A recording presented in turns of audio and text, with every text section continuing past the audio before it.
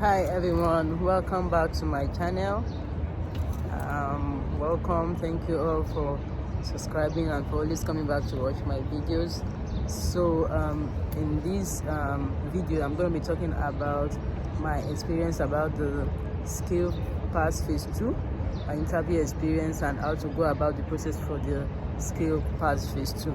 But before we dive into it, let's just summarize. Let's talk about the phase 1, because before you can qualify to attend the interview for the phase 2, then you would have done the phase 1. So the phase 1, so before you can even talk about the skill pass, that means you would have gotten a job offer, an employment offer letter that you would have signed an agreement with a company in Malta. So you can be in your own country, Dubai or anywhere. These companies, it can be also in Malta or any other company. But this skill pass is specifically for the hospitality industry. If you want to work in the hospitality industry in Malta, this is one of the requirements that the government has put in place, that you must go through before you can even come to their country to work in the hospitality industry. Before you can work in the hospitality industry, you will have to go through this skill pass course. It's a course that you do on Coursera, and you pay a fee for it. So once you get a job offer, you sign your agreement, the identity agreement and every other thing. You upload your passport. They will tell you to send every of your details. Then you sign, you do everything. Then you enroll for this course. Then they send you a link. This company will send you a link to enroll for the skill pass phase 1 course. So you do the skill pass phase 1 course. The course entails history of Malta. They want you to learn about history of Malta, just basic history. They want you to know, after you finish the course, is like into 3 or 4 parts. You finish batch, but as you are finishing one batch, you are writing the exam, then before you do a final exam, you should be able to pass everything, every segment: the Malta history, the customer service, the English language, and your occupational skill, because you have different occupations. You can be a receptionist, you can be a chef, you can be a sous chef, a commis chef, a demi chef, an executive chef, a senior chef, any of your position in the hospitality industry. So you have to write exam. That's your occupational. They want to know how much you know about your occupation that you have applied for, that you have been given an employment of offer for. So that is the last part in the skill pass phase 1. So you would have done all those.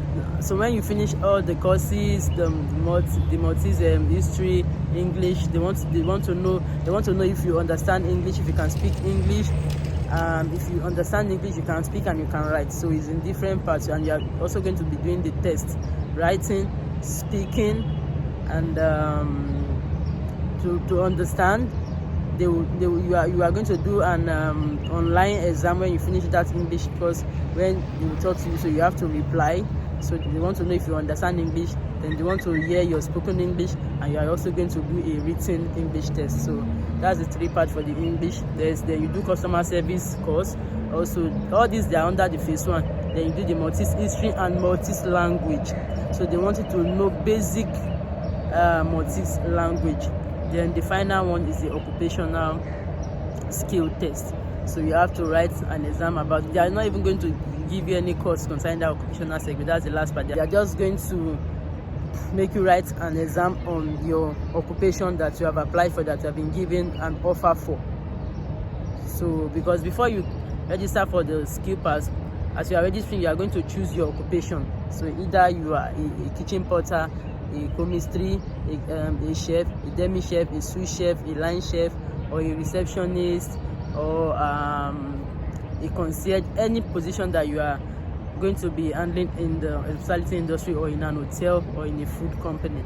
So that is that. So once you are done with your phase 1, you must pass. So once you pass the exams for the phase 1, once you pass your exam, they will send you your certificates, and then you'll be sent a link for you to register for the phase 2. So if you don't pass the phase 1, you cannot qualify to pass the phase. You cannot qualify to write the phase 2 exam. So when I got a link, I click on the link. You have to pick a date. So I picked a date for my interview. You can pick a date to attend your interview anywhere you can, because you even see the options there. Any country, it can be your country of residence, it can be a country that you are at that time, you can be any country. Just pick a country that you are, and you have to be present there to attend the interview in person, because the phase 1 was an online thing. Now the phase 2 is an in-person interview, so you have to go to that consulate or the embassy in person to attend that interview. So you pick a date and you pick a place, a country where you can attend the interview. So if the date is available, they will let you know if the date is available, and they will confirm it, and then you will go for the interview with your passport or whatever. And I think you also have an option to attend your interview in Malta. If you are already in Malta, probably you are in Malta on a visitor visa, then you got a job, so you can also attend your interview in Malta. You can attend the interview anywhere. The country where you are, you can just search about, go to Google, search about the Maltese embassy in that country, and the address will pop up, then you can check.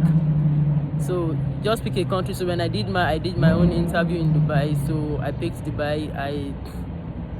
At first I wanted to do it in Nigeria, so but I decided that, okay, since I'll be in Dubai, okay, let me just go to Dubai and just let me forget about doing it in Nigeria. Probably the queue in Nigeria might be too long. So because at that time I was coming back into Dubai, so when I got to Dubai, I registered and I picked my date, and I picked the place of an interview, which was Dubai. So when I went, the interview was smooth. They have different rooms of interview where you will meet with the interviewer. So when I went, it was an in-person interview, but then I think the interviewers, those Maltese officials that will be interviewing you, those ones, they are not present in at the time. I don't know for others, but at the time when I did my interview, they were not present at the Maltese consulate that I went to here in Dubai. They were in Malta, so it was like a video, it was like a Zoom call or like a conference call or something like that.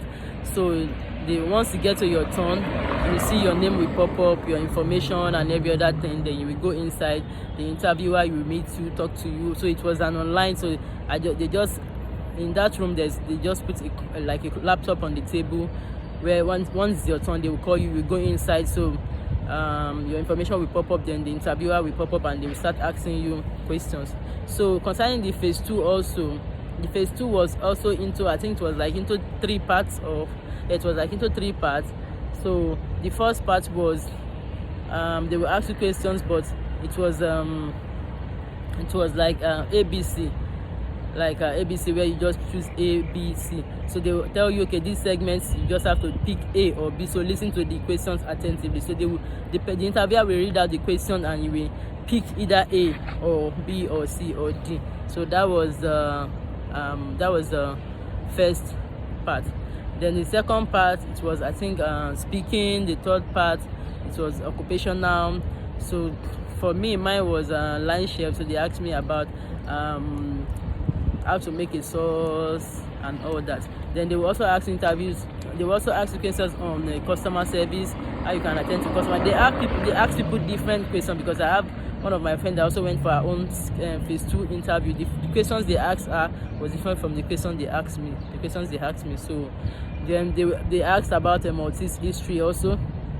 They asked about Maltese history. They asked me the year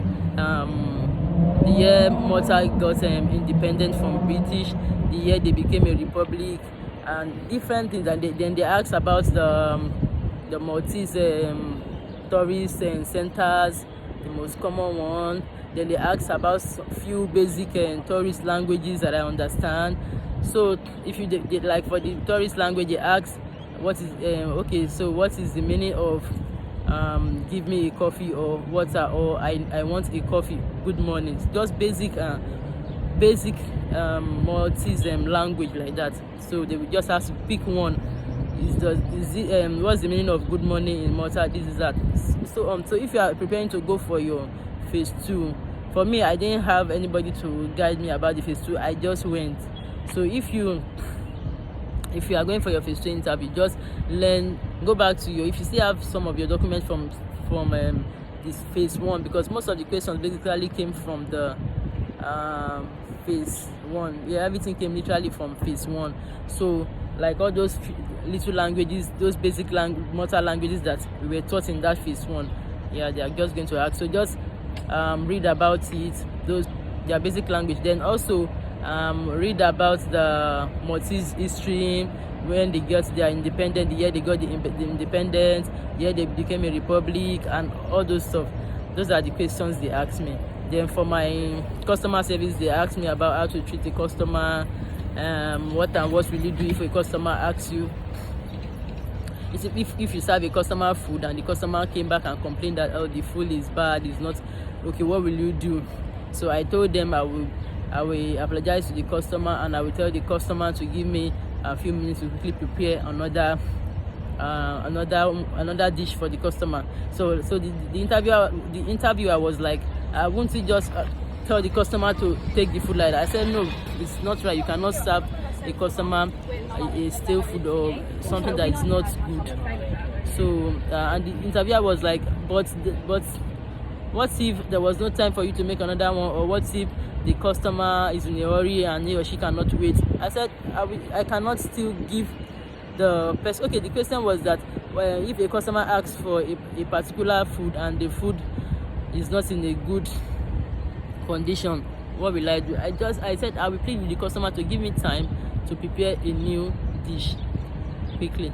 So the interviewer was trying to twist, he was trying to confuse me so that I will say, okay, I will just beg the customer and give the customer the food like that. No, you should not serve the customer the food like that. As a chef, you have to prepare fresh meal and attend to your customer correctly with good manners. I also did English speaking. So they want to know if you understand English. They want to know if you understand English, if you can speak English. So they asked me talk about honesty. So something like that. So they can just ask you to talk about anything. They want to know how well you can speak English, how well you understand English, and all that. So that is that about the phase 2. So if you are going for the phase 2, my advice to you is that prepare well, read about your occupational. If you are a chef, learn basic things about cooking in the kitchen, the color codes, that food color codes, cooking and all that. Just your job. If you are a kitchen porter, your questions are even cheaper. If you are a receptionist, they will ask you simple questions about how to attend to customers in the reception in an hotel. So then they will ask you about the basic languages. They will also ask you about the Malta history. So those are the things you should just learn about. Then your English, try and improve your English before that day, because they are going to ask you to talk about, you might be talk about yourself, you might be talk about this or talk about anything, talk about your company, talk about your country, or talk about, they can just give you a topic. They just want to know how well you can speak English, how well you can interact with people. Then they will ask you about customer service skills, how well you can interact with customers, and how you can talk to customers politely. So that's that about the skill pass. So if you have any question that you want to ask, you can drop in the comment section below. I will answer your question to the best of my knowledge. Thank you so much for watching this video. Thank you for always coming back to watch my video. If you are yet to subscribe, please subscribe, like and share my video. Press the notification button so you can get notified when I post a new video. Thank you so much for watching. Bye.